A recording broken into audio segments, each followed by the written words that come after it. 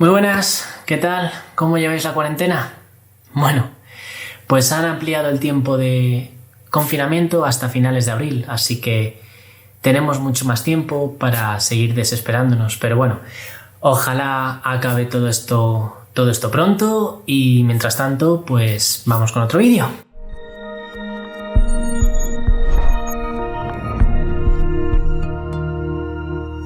Cuarta semana de estado de alarma desde que se declaró y hoy quería hablar y sobre todo dedicar este vídeo a todos esos compañeros que desde el primer día están en la calle haciendo que lleguen imágenes y fotografías a todas vuestras casas. Así que sí, hoy voy a hablar de fotoperiodismo. Pero no voy a hablar de fotoperiodismo, de cómo se hace ni de quién lo hace, sino que quiero hablar sobre un tema un poquito más delicado. Y es que durante estas crisis, durante estos problemas, atentados, situaciones desagradables, siempre se plantea el mismo debate con los fotoperiodistas, y es que fotos sí o fotos no. En mi opinión, fotos sí, siempre. Es necesario saber qué y cómo están pasando las cosas a nuestro alrededor, y los fotoperiodistas somos los encargados de mostrar la realidad. Durante esta crisis o durante situaciones difíciles, a los fotógrafos se nos acusa de amarillistas o se nos dice que somos unos morbosos. Y este es el mismo debate de siempre, que si los fotógrafos solo buscamos el morbo, que si hacemos más daño de lo que creemos, que no pensamos en las víctimas, que no ayudamos, que hacemos que la gente sufra más, que no es necesario informar con imágenes como las que hacemos. Pero, ¿por qué los fotoperiodistas o el fotoperiodismo es necesario en situaciones así? Yo creo que por dos motivos fundamentalmente. El primero, la información. Es necesario saber qué está pasando y es necesario saberlo bien. El segundo, la historia. Y es que con la distancia necesaria del tiempo querremos saber qué pasó y cómo pasó. Y los fotógrafos somos los que dejamos un testigo de la realidad. Pensad un momento en las fotos de la liberación de los campos de concentración nazis durante la Segunda Guerra Mundial. Si no hubiera habido fotógrafos o si no hubieran hecho ese tipo de imágenes, conoceríamos esa realidad, sabríamos todo el dolor y el sufrimiento al que fueron sometidas tantas miles de personas, conoceríamos lo que de verdad pasó. Pues nos guste o no, lo que vemos a nuestro alrededor, por difícil que sea, como fotoperiodistas, tenemos que fotografiarlo, pero ojo, no todo vale. Por eso, en el vídeo de hoy, os quiero traer a dos amigos y dos compañeros de diferentes agencias que nos van a hablar un poquito sobre esta situación y sobre el debate moral que le produce a la sociedad el tema de las fotos durante situaciones como la que estamos viviendo. Así que nada, os dejo con el primero, que seguro que si sois seguidores de Fotolari os sonará de algo. Hola a todos, yo quería aportar un poquito mi visión desde el punto de vista de la parte ética en esta crisis. Yo ya llevo muchos años trabajando y me he tenido que enfrentar a situaciones donde no sabíamos muy bien hasta dónde había que llegar, especialmente en el caso de atentados terroristas y sobre todo en el 11M. Cuando sucedió el 11M, bueno, a todos nos pilló, pues evidentemente de improviso, no estábamos preparados para un atentado de tal magnitud. A pesar de todo lo que habíamos vivido, pues claro, no estábamos preparados para eso. Siempre habíamos estado en atentados, entre comillas, más pequeños, de la policía rápidamente acordonaba la escena y bueno, te podías acercar lo justo. Las autoridades tomaban medidas para preservar la intimidad de las personas afectadas. Sin embargo, el 11M, pues aquello fue mucho más grande y, por desgracia, las autoridades están preocupadas por salvar vidas antes que por los fotógrafos en general y por los malos fotógrafos en particular. Durante el 11M vimos vimos cosas terribles. Los fotógrafos, o al menos la mayoría de los que yo conozco, fotografiamos todo o casi todo. Ese día no hubo ocasión o no había ocasión de ponerte a pensar en qué hacer o no hacer, porque la luz de información gráfica que teníamos era enorme. Yo creo que inconscientemente tomé la decisión de fotografiarlo todo, y una vez que tuve todo mi archivo ya colocado, cuando llegué a casa, ahí sí que hice una criba, vi lo que era información, vi lo que no era información, lo que era información lo envié y lo que no era información no lo envié. Había muchas fotos que me hacían dudar si eran informativas o no, y yo finalmente las envié, pero confiando en que las personas que tuvieran que elegir tomasen la decisión correcta. Había algunas fotos que era evidente que no aportaban nada, fotos pues desgraciadamente muy explícitas, otras sí aportaban mucha información gráfica del suceso, pero había otras que estaban pues un poquito como en tierra de nadie, por así decirlo. Una persona herida, tienes dudas de si enviar esa foto, porque no deja de ser una persona particular con su vida particular y su intimidad, pero claro, en aquel momento esa persona se había convertido en noticia. De hecho, un retrato de mi compañero José Huesca, Pepe Huesca, de la agencia F, ya jubilado, un chaval con media cara pues fuertemente herida, se convirtió en uno de los iconos de aquella tragedia. Hubo otras fotos, por ejemplo, recuerdo una en particular de David Castro, del Periódico de Cataluña, donde no se veía nada explícito, sino lo que se veía eran hileras e hileras de bolsas de cadáveres. Tú evidentemente no veías nada, no veías sangre, no veías muertos, pero sabías lo que había ahí, y esa imagen era terrible por lo impactante que era. Como digo, tuvimos muchas dudas de lo que hacer. A posteriori tuvimos muchas dudas también de si lo que hicimos fue correcto o no. Y salvando todas las distancias, pues eso nos está ocurriendo ahora con toda esta crisis. Lo que pasa es que ahora tenemos más tiempo para reflexionar. No es lo mismo un atentado, donde te viene todo de golpe y no tienes casi tiempo para pensar, que ahora.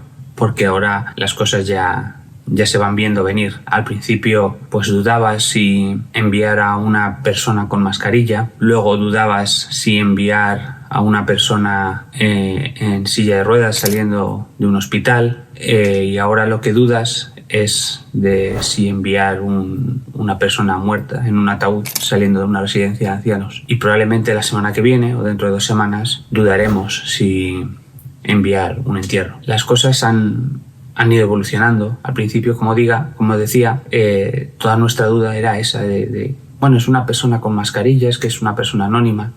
Cuanto la cosa ha ido empeorando, pues todas esas cosas se vuelven un poquito más pequeñitas y sigues avanzando. Pasas de dudar si enviar a una persona con mascarilla a encontrarte de bruces con que las personas con mascarilla pues ya son el día a día, y lo que te encuentras es personas en las urgencias del hospital. Y a la semana siguiente eso ya es, entre comillas, se ha convertido en algo trivial, y lo que estás haciendo son cadáveres saliendo de una morgue. Te planteas muchas cosas, claro que sí. Te planteas si estás haciendo lo correcto, si deberías levantar el dedo del obturador, si deberías descargar la foto, si deberías editarla, si deberías enviarla, si deberías llamar al editor para que la borre.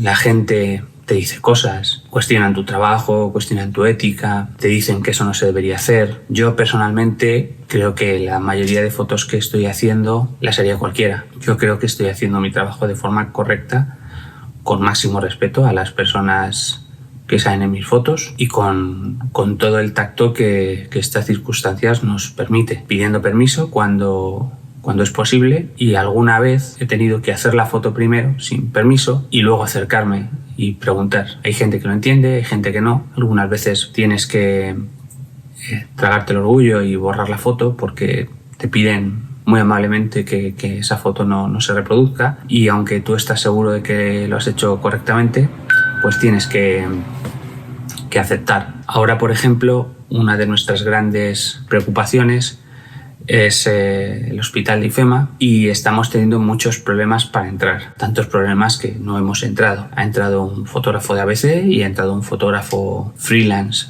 que ha podido vender sus fotos al país. El problema es que algunos compañeros se están planteando seriamente si deberíamos colarnos o no. Yo personalmente creo que no, porque no se trata de colarte simplemente en un sitio donde no puedes pasar, sino que colarse en ese sitio puede poner en peligro a la gente que está dentro. Entonces eso ya creo que es una línea roja. ¿Cuál es el problema? Que mientras nosotros no podemos pasar, la Comunidad de Madrid está pasando día sí día también fotografías y clips de vídeo de lo que se cuece allí dentro. Y son fotografías que digamos que, bueno, son un poquito como demasiado bonitas. No ofrecen toda la realidad, por cruda que sea, que hay en el IFEMA. ¿Qué ocurre? Que como no podemos entrar y tenemos fotografías de una parte, la otra parte, que son los enfermos, también están pasando fotografías, y los médicos, enfermeros, enfermeras, sanitarios, demás, también están pasando fotografías. Que no es que tengamos que dudar de ellos, pero no podemos olvidar que su imparcialidad no la conocemos. ¿Qué pasa? Que los medios no tienen otra cosa. Si tienen que elegir entre fotos de parte de un lado o fotos de parte de otro, o no poner nada, por desgracia van a poner fotos de parte, del lado que les parezca, pero las van a poner. Creo que de esta saldremos peor en el aspecto fotográfico, periodístico, porque se está viendo que el poder puede controlar la imagen y tiene mucho beneficio cuando lo hace. Ojalá me equivoqué, lo veremos dentro de unas semanas. Bueno, Edu, muchísimas gracias por tu aporte, por contarnos tu visión y sobre todo por darnos esa pildorita de tu trabajo durante situaciones difíciles como fue el 11 de marzo o durante atentados de terroristas. La verdad es que desde hace algún tiempo hay una especie de censura moral en cuanto a intentar fotografiar diferentes escenas. Escenas con una cantidad de información importante o con un poder gráfico muy alto. A la sociedad es como que no le parece bien. Lo curioso es que este debate no se plantea si las imágenes son de la otra parte del mundo.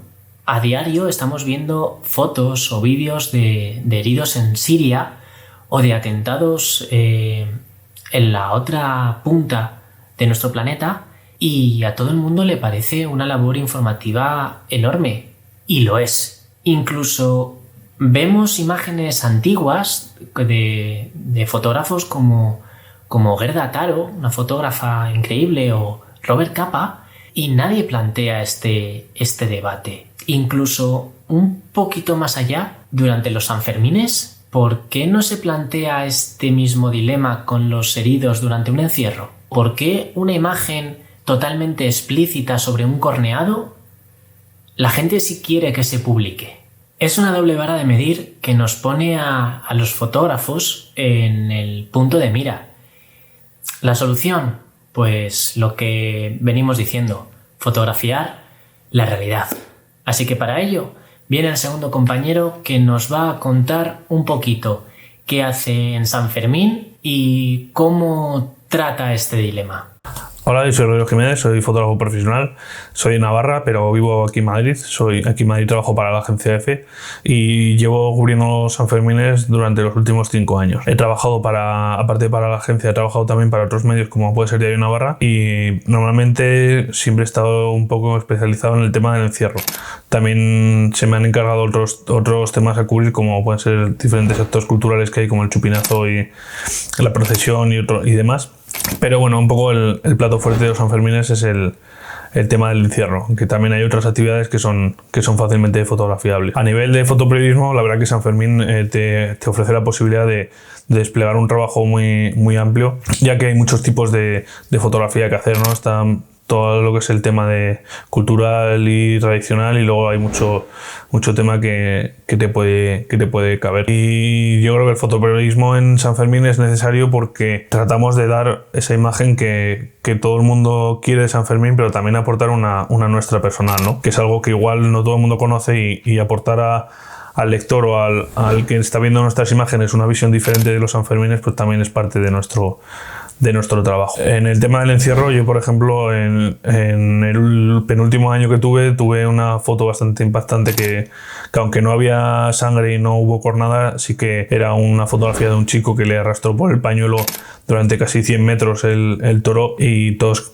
creíamos que finalmente iba a acabar corneado, y finalmente pues bueno, tuvo suerte y se pudo zafar y tuvo algún traumatismo, pero no tuvo nada de gravedad. Y en relación a este tema de las cogidas, pues bueno, es un tema recurrente que siempre nos suelen preguntar que si hay una cogida, si tenemos que transmitirla o no. Yo creo que es vital, y de hecho son las fotos más importantes que puede haber en un encierro, ¿no? Aparte de las fotos bonitas de carreras y demás, si hay una acogida, porque es el hecho noticiable, ¿no?, del encierro. Entonces es una foto que nos requieren que transmitamos rápidamente si es que la tenemos. En cuanto al tema del morbo y tener que publicar una imagen con un contenido demasiado explícito, pues bueno, siempre nosotros lo que tratamos es de enseñar la realidad, ¿no? Una persona que se mete a correr el encierro sabe perfectamente lo que le puede ocurrir en el encierro, y bueno, son parte de las consecuencias que tiene estar ahí, ¿no? A mucha gente luego le gusta buscarse en las televisiones y en los periódicos para tener esa foto de esa carrera, pero bueno, cuando tristemente le toca ser él el que está entre las astas del toro, pues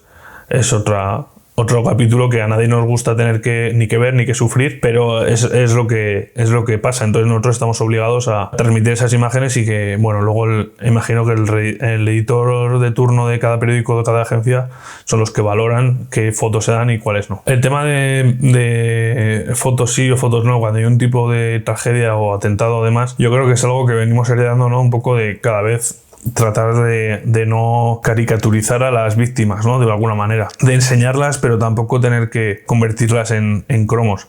Entonces, bueno, depende un poco también del estilo de cada uno. Yo personalmente me parece bien mostrar a las víctimas y mostrar la realidad, pero tratando también de no convertirlas en eso, ¿no? No me parece mal siempre y cuando se trate desde un punto de vista totalmente periodístico y con una ética, pues que no caiga en el amarillismo, que es muchas veces igual lo que acaba pasando, y es un poco también ese es el recelo que surge a raíz de fotografías que puedan generar cierto morbo, cierta crispación en la sociedad, ¿no?, por ese tema de las víctimas. Y yo creo que la fotografía es uno de nuestros elementos que tenemos hoy en día de mostrar a la gente que venga en el futuro de cómo éramos como sociedad, ¿no? Entonces yo creo que es vital que esas fotografías queden plasmadas para la historia, y también nos sirve a nosotros, aunque no sea a lo largo de mucho tiempo, de ver cómo cambia la sociedad y cómo van cambiando también las diferentes formas de trabajo, ¿no?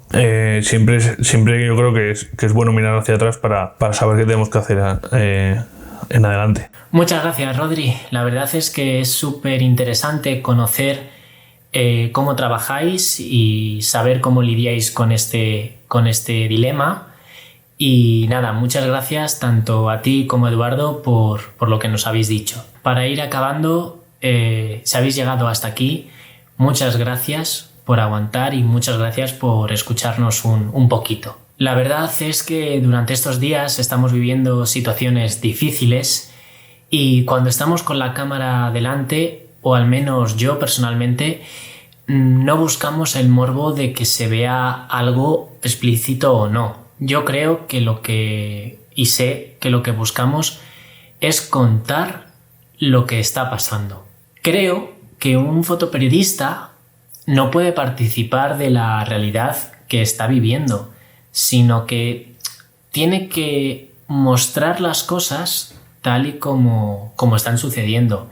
Al final, la imagen va a llegar a una persona que va a formarse una opinión, por lo que no podemos contar algo sesgado, ni por exceso, ni tampoco por defecto de no mostrar las cosas. Hay que ser conscientes de que la imagen tiene un gran poder, tiene una cantidad de información enorme y también puede ayudar.